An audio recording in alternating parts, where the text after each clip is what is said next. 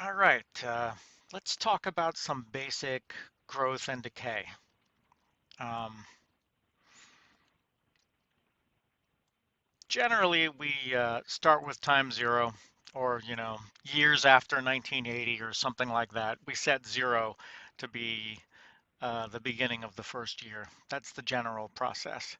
And if you've got exponential decay, it that means you're going something like this. And if you've got exponential growth, it means you're doing something like this, right? And again, I did before zero just to show you the idea of what's going on, but usually in an applied problem, we're not talking about negative time. Um, the maximum there approaches infinity. It grows without bound, and the red exponential decay gets very, very close to zero, but never quite there. Asymptote, horizontal asymptote. And it's pretty easy to tell which is exponential decay and which is exponential growth looking at the algebra of it. So when you've got that growth, you've got an exponential function with a positive constant times the variable. I'll call it x even though it might be t. And when you've got exponential decay, then you've got, I'll write b just to remind you, basis change. Uh, and it's a negative value, right? Negative values really mean you're writing a fraction.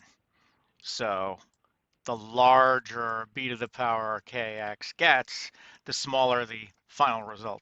Negative exponents really mean division. So that's why you've got your growth and decay, and it's easy to recognize. Now, the issue is probably converting language to formulas. So there's generally two things where that happens. One's called half-lives. That's radioactive decay. That's the half-life story and it is exponential decay, right? You've got a certain amount of stuff, and it decays over time, and they tell you, half of it goes away every whatever 1,000 years. The other one is usually expressed as continuous growth. They usually talk about population with continuous growth. You can also talk about continuously compounded interest.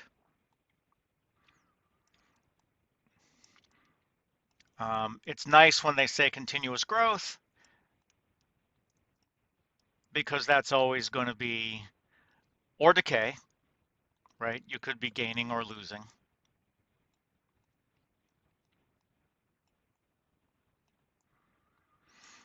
Because that's always e to the power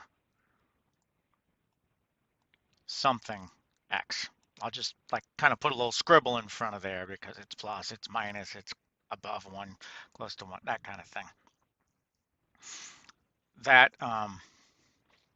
that tells you the story there.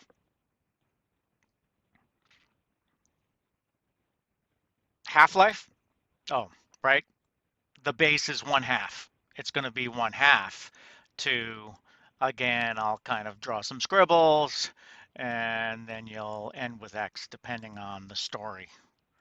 But the idea here is that both of them are involved in exponents. Half-life is 1/2 to whatever, continuous growth is e to whatever. And remember that decay is generally about negative exponents. Well, 1/2 could really be rewritten as 2 to the negative 1. So this is really 2 to the negative scribble x, right? So I'm not actually breaking the rule when I say decay is about negative exponents. we're not actually going to write it as 2 to the power negative 1. We'll just write it as 1/2 to a positive power. Just, it simplifies matters to not have to worry about a minus sign floating around. Let me do a couple of examples.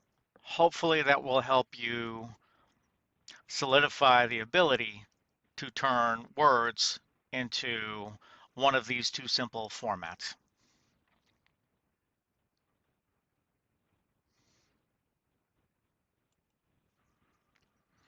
So let's do a half-life.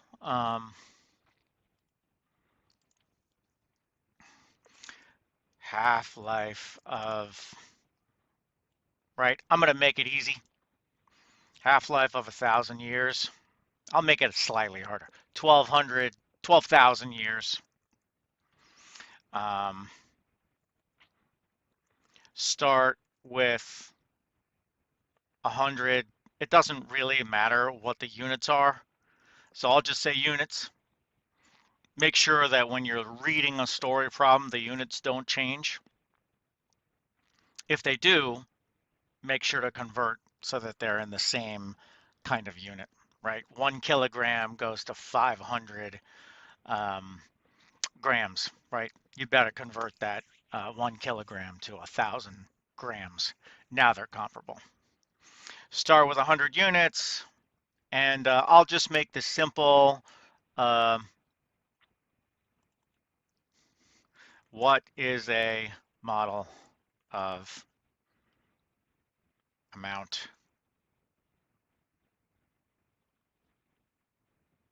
after, let's use T years? Okay. Well, let's take a look at this, right? I said half-lives mean that we want to start with 1/2, right? Half-life. So let's put that power 1/2 there. And let's think about it, right? A half-life means that after that amount of time, you'll have half as much as you started with. Well, if we start with 100 here, right, and we go to one half-life, if we go through one half-life, 100 times, well, 1/2 to the first is just 1/2. You'll have 50 left.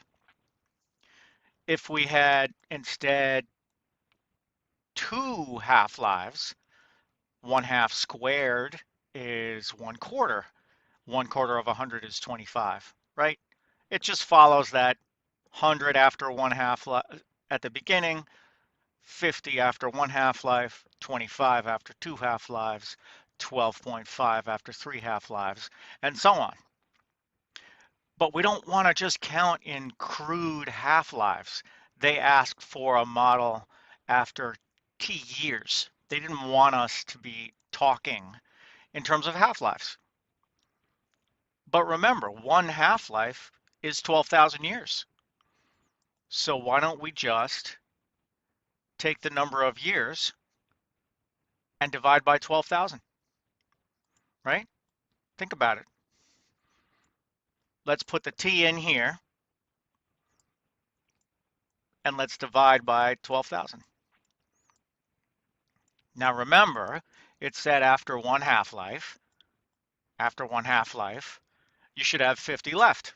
That's what a half-life means. So how would we get 50 out of this whole equation? Well, we want 100 times a half. That means we want this number circled to be a 1 after 12,000 years. And that's exactly what it is, right? Divided by 12,000, the number of years. If it's 12,000 years divided by 12,000, you get a 1. And so you get 50 at T equals 12,000.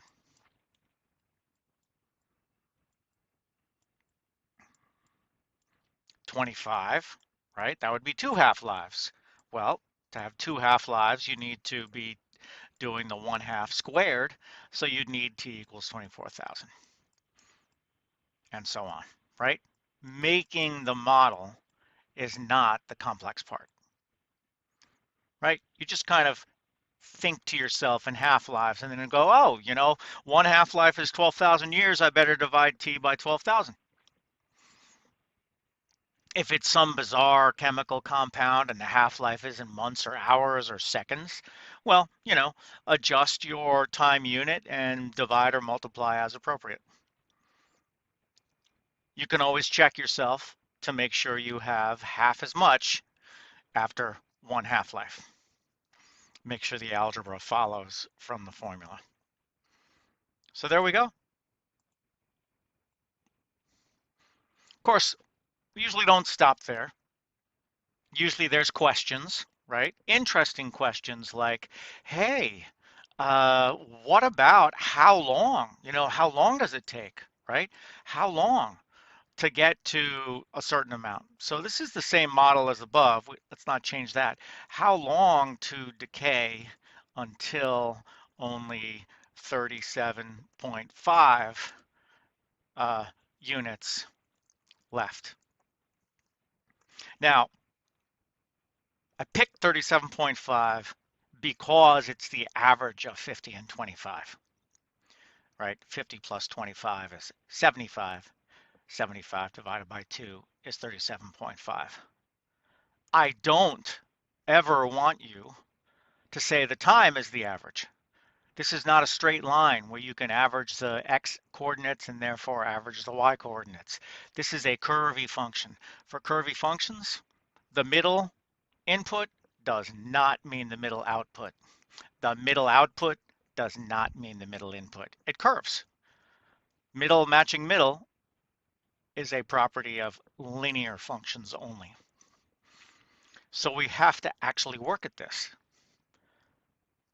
But it's not that much of a big deal, right? We already have in green, circled in green, we've got the formula for how much there is left after t years.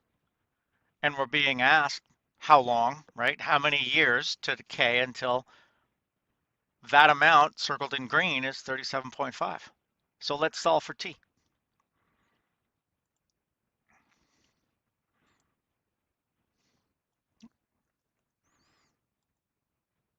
Right? So here's the amount we're aiming at.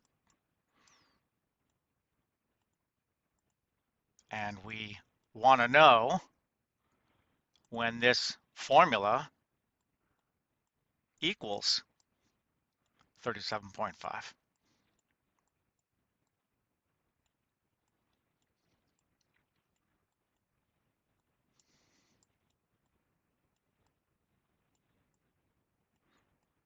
There it is.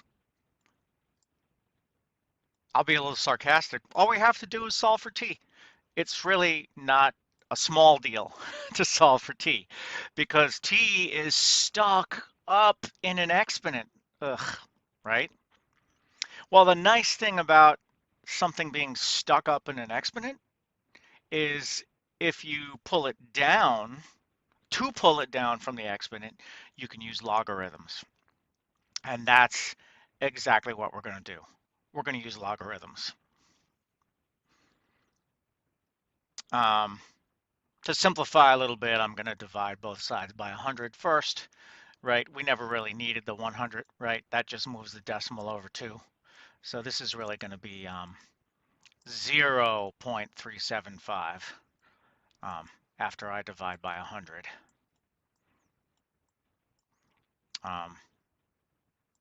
Right, so we never really needed that except to realize, oh, divide on both sides. We'll have a simpler equation to deal with.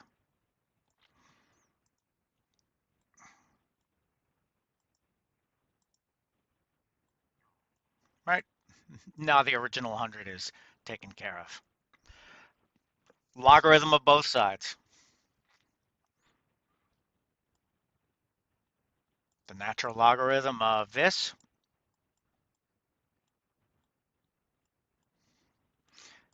equals the natural logarithm of the other side.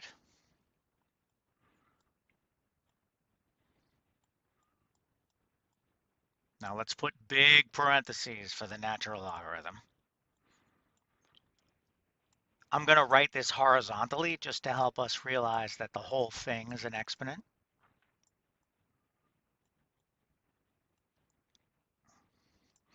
and then close the big parentheses for the thing that you're taking the natural logarithm of.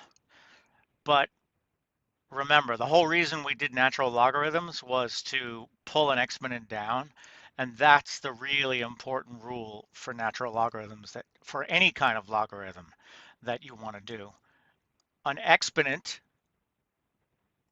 on the inside of a natural logarithm can be rewritten as a multiple. So we can literally just rewrite that term as t over 12,000.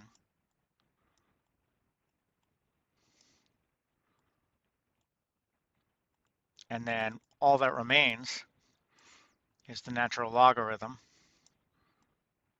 of 1/2. Now, I'll trust in your algebra abilities here, right? We are trying to solve for the t, right? I hope I can trust you to, right? Here's the left side of the equation. Here's the right side of the equation. Um, I hope you'll see, right? We can multiply both sides by 12,000 and then divide both sides by the natural logarithm of 1/2. Clearly, this is now calculator work, right? Type it in very carefully, right? It is 12,000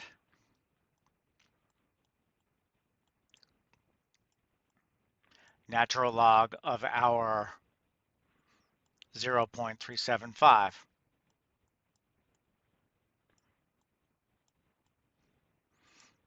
And then we are dividing by the natural logarithm of 1/2. Watch out for your parentheses when you punch this into your calculator.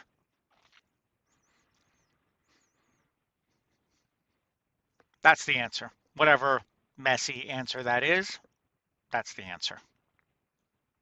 Yes, it will be somewhere between 12,000 and 24,000 years. We already knew that because, right, it has to decay.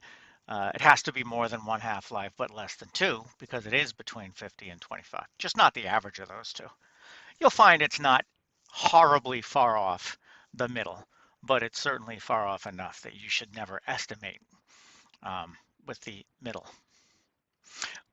Oh, I also wanted to speak of calculators now that we've brought them up, right? You can't do this problem without using your calculator. So I really want to remind you, or maybe it's not remind, just tell you that you can certainly do this problem nearly completely on your calculator.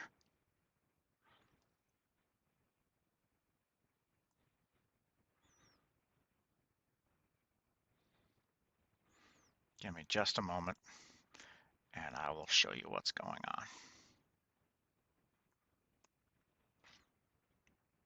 Right, we had, let's go back to the black ink.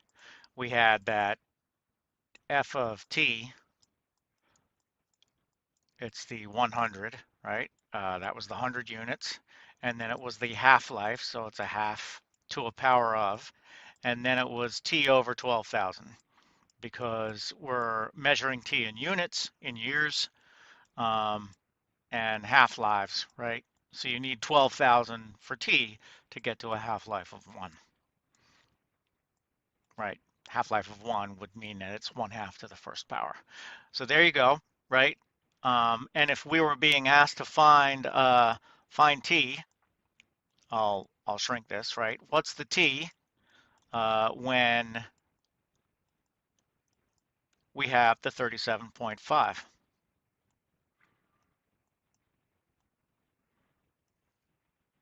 as the amount? Well, just get it in your calculator, right? You're actually just type the first function in as y1 of x, right? And then of course you type all this in. Watch out for parentheses, etc.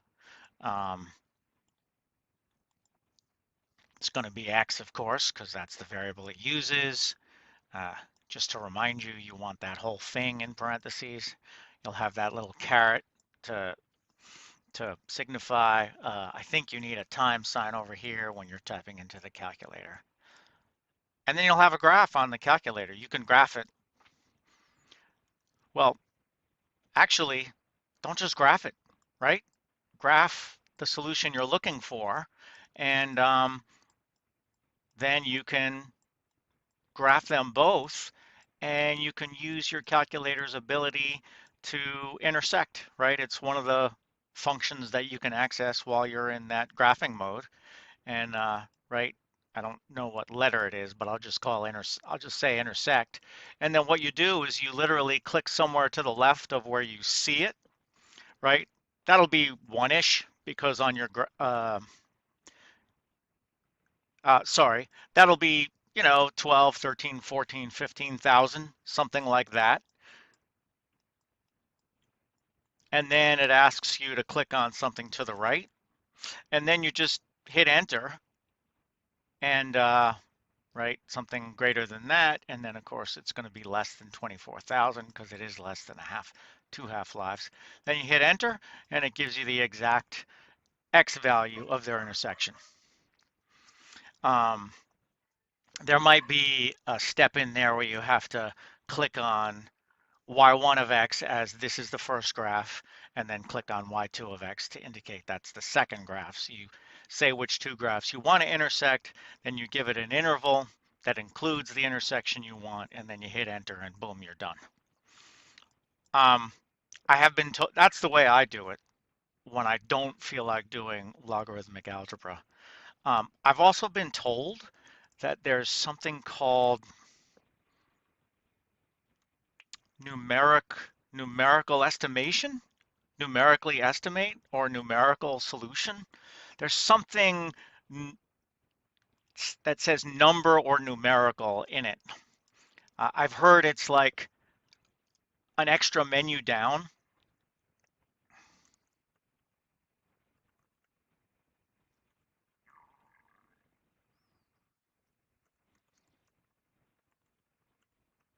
Something like that. I'm not quite sure. Um, you don't even need the second function. You're gonna hit that numerical solution, numerically solve idea, and I think you type in the 37.5, and it gives you the answer. Or it might be that you write down the function and you subtract 37.5, and it numerically solves the root. In other words, it numerically solves where the answer is 0, which is where the graph and the 37.5 are equal because you did the subtract in between.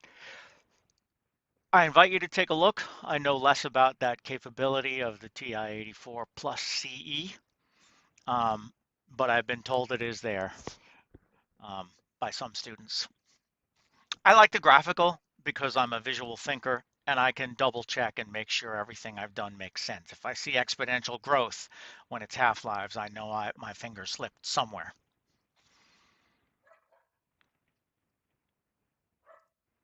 Okay, so let's talk about the final thing, exponential growth.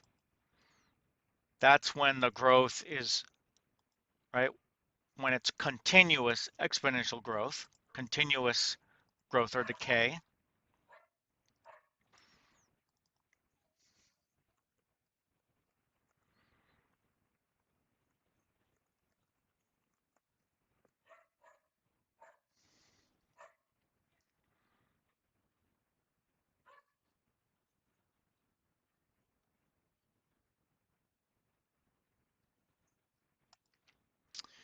Um,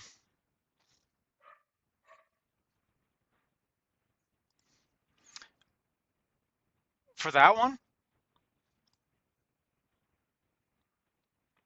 all you need to do is put the percentage growth or decay. Um, let me phrase this carefully. Uh, as the exponent of e. So if I had 4% continuous growth, I would write e to the point, technically 0.04x.